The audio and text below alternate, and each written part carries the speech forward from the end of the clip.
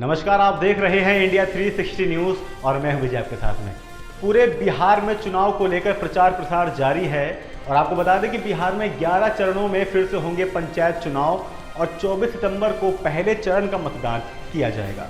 अब बिहार के निर्वाचन अधिकारी दीपक प्रसाद ने बताया है कि राज्य में पंचायत चुनाव कुल 11 चरणों में करवाए जाएंगे और उन्होंने कहा कि पहले चरण का मतदान 24 सितंबर को होगा, जबकि 12 दिसंबर को अंतिम चरण का मतदान किया जाएगा। और गौरतलब है कि पहले चरण में बिहार के बाढ़ प्रभावित इलाकों में वोटिंग नहीं करवाई जाएगी।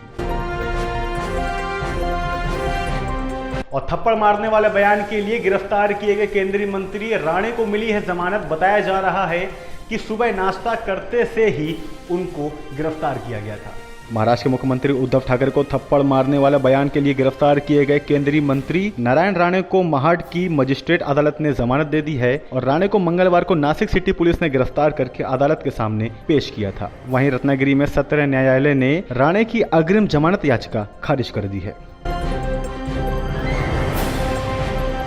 और इसी के साथ में राजस्थान की एक बड़ी खबर। राजस्थान की लड़की ने 3 बच्चों को नदी में डूबने से बचाया, लेकिन चौथे बच्चे को बचाने के दौरान उसकी मौत हो गई।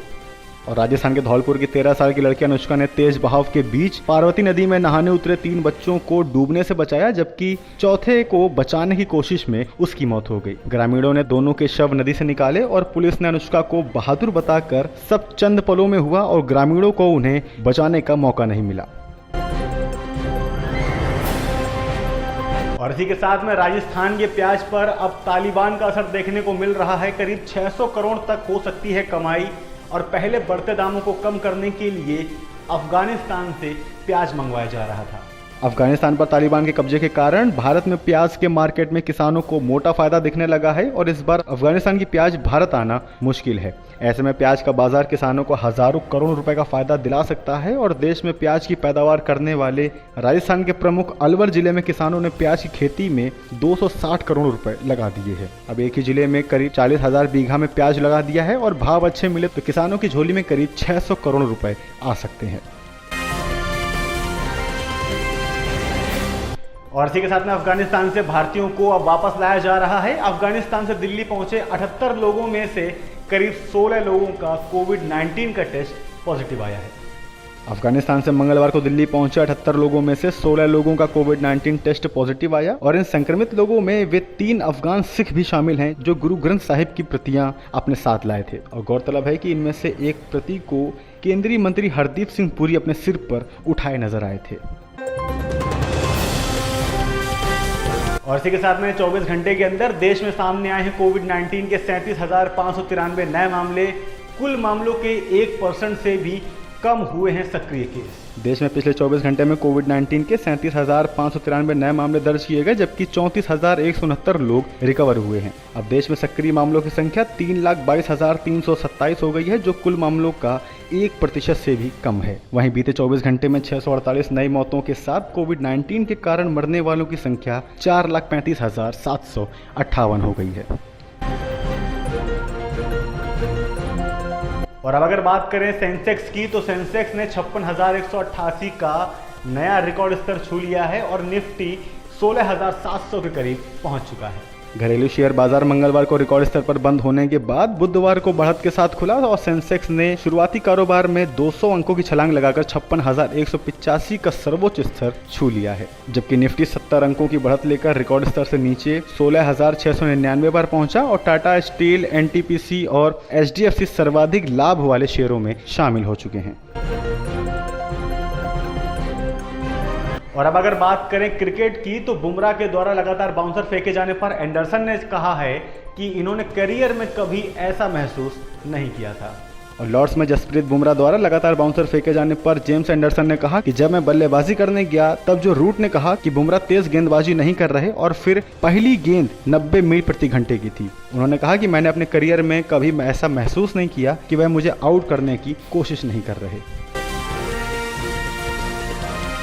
और इसी के साथ में 35 साल पुराना इतिहास दोहराने का आज मौका फिर से है। भारत इंग्लैंड का तीसरा टेस्ट मैच आज 3 बजे से शुरू हो चुका है। 1986 के बाद कभी इंग्लैंड में एक सीरीज में 2 टेस्ट भी नहीं जीत पाई थी टीम इंडिया। भारत और इंग्लैंड के बीच 5 टेस्ट मैचों की सीरीज का तीसरा मुकाबला बुधवार को हेडिंग्ले लीड्स में शुरू हो रहा है और 1-0 की बढ़त हासिल कर चुकी टीम इंडिया अगर यह मैच जीत लेती है तो वह 35 साल पुराने रिकॉर्ड की बराबरी कर लेगी। अब यह रिकॉर्ड है इंग्लैंड में एक टेस्ट सीरीज में सबसे ज्यादा मैच जीतने का और 1986 में कपिल देव की अगुवाई वाली भारतीय टीम ने इंग्लैंड को 2-0 से हराया था। अब ये इंग्लैंड में भारत इंग्लैंड के बीच खेली गई इकलौती ऐसी टेस्ट सीरीज है जिसमें भारतीय टीम ने 2 से ज्यादा मैच जीते हैं।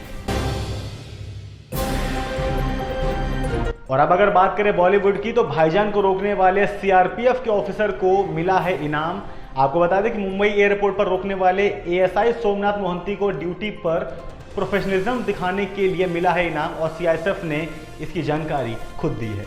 और सुपरस्टार सलमान खान पिछले दिनों अपनी अपकमिंग फिल्म टाइगर 3 की शूटिंग के लिए मुंबई से रूस रवाना हुए थे और इस दौरान मुंबई एयरपोर्ट पर मौजूद सीआईएसएफ के एएसआई सोमनाथ मोहंती ने सलमान को अनिवार्य सिक्योरिटी चेक के लिए एंट्री गेट पर ही रोक दिया था। इसके बाद खबर आई है कि सलमान को एयरपोर्ट पर रोकने के कारण सोमनाथ मुश्किल में पड़ गए और उन पर सीआईएसएफ प्रोटोकॉल का उल्लंघन करने के आरोप हैं, लेकिन ये खबरें निराधार साबित हुई। असल में मामले से जुड़े अधिकारी को कर्तव्य के निर्वहन में प्रोफेशनलिज्म दिखाने के लिए उपयुक्त रूप से इनाम दिया गया है। तो चलिए बात करते हैं मौसम की। तो देहरादून में लगातार 7 घंटे तक मूसलाधार बारिश हुई है और संतला देवी इलाके में 2 बार बादल भी फटे और साथ ही साथ में आधी रात में रेस्क्यू के लिए एसडीआरएफ जवान भी पहुंचाए गए हैं और वहां से काफ़ी लोगों को बचाया भी गया है। अब बात करें हरियाणा के मौसम की तो हरियाणा में अगले 4 दिनों में फिर बनेगी मानसून ब्रेक की स्थिति और हिमालय की तलहटियों में भी मानसूनी हवा जा चुकी है। उत्तराखंड के देहरादून में मंगलवार को लगातार 7 घंटे तक बारिश हुई जिससे सड़कें पानी में डूब गईं और साथ ही साथ में घरों में भी पानी भर चुका था। संतला देवी इलाके में 2 बार बादल भी फटे और बाढ़ में फंसे लोगों को रेस्क्यू करने के लिए एसडीआरएफ के जवानों को आधी रात को बुलाया गया। और मौसम विभाग ने अगले 24 घंटे तक राज्य में बारिश को लेकर अलर्ट जारी किया है। 20 अगस्त से 23 अगस्त के दौरान राज्य के उत्तर व दक्षिण क्षेत्रों के ज्यादातर जिलों में बारिश हुई, मगर राज्य के पश्चिमी जिलों में बादलवाई व कुछ स्थानों पर हल्की बारिश दर्ज की गई। अब अगले 24 घंटों में हिमालय की तलहटियों की तरफ बढ़ने की संभावना को देखते हुए राज्य में मानसूनी हवा थोड़ी कमजोर हो जाने से मानसून ब्रेक की स्थिति अगले 4 दिनों तक बनने की संभावना बन रही है। अब ऐसे ही देश और दुनिया की तमाम खबरों के लिए देखते रहिए इंडिया 360 न्यूज कैमरामैन आकाश के साथ।